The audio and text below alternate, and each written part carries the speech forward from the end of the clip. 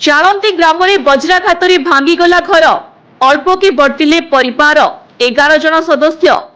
ଚାଳନ୍ତି ଗ୍ରାମରେ ବଜ୍ରାଘାତରେ ଭାଙ୍ଗିଗଲା ଘର, ଅଳ୍ପକେ ବର୍ତ୍ତିଲେ ପରିବାରର 11 ଜଣ ସଦସ୍ୟ। ସୂଚନା ଅନୁସାରେ ଆଜି ସକାଳ 8:30 ସମୟରେ ହଠାତ୍ ଆକାଶରେ କଳା ମେଘ ଘଟି ଆସିଥିଲା।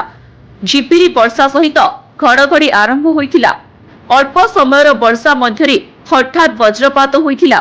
କିଛି ବୁଝିବା ଆଗରୁ ଗ୍ରାମର ଗୋଟିଏ ପରିବାରରେ ରହୁଥିବା ଉମାକାନ୍ତ ଗିରି, ନିଶିକାନ୍ତ ଗିରି, ଶାଶିକାନ୍ତ ଗିରି ଏବଂ ବିଶ୍ୱନାଥ ଗିରି ଚାରି ଭାଇଙ୍କ ଗୋଟିଏ ପରିବାରରେ ମିଶି ରହୁଥିବା ଆଜବେଷ୍ଟ ଛାଉଣି ପକ୍କା ଘର ଭାଙ୍ଗି ଯାଇଛି। ତତ୍ସହ ଘର ଭିତରେ ଥିବା ବିଦ୍ୟୁତ ୱାରିଂ ସମ୍ପୂର୍ଣ୍ଣ ପୋଡ଼ି ଯାଇଥିବା ବେଳେ ଟିଭିଟି ସମ୍ପୂର୍ଣ୍ଣ ପୋଡ଼ି ନଷ୍ଟ ହୋଇଯାଇଛି।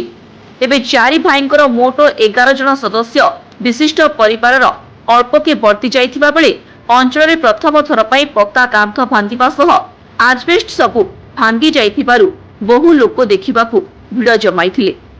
ସେହିପରି ପଡ଼ୋଶୀ ବିଷ୍ଣୁପଦ ଗିରିଙ୍କ ଘରର ଫ୍ରିଜ, ଏସି, ୱାସିଂ ମେସିନ ସମସ୍ତ ଫ୍ୟାନ ୱାରିଂ ପୋଡ଼ି ନଷ୍ଟ ହୋଇଯାଇଛି। ଜଳେଶ୍ୱରରୁ ମନୋଜ କୁମାର ଭୂୟାଙ୍କ ରିପୋର୍ଟ, BE ନ୍ୟୁଜ ଓଡ଼ିଶା।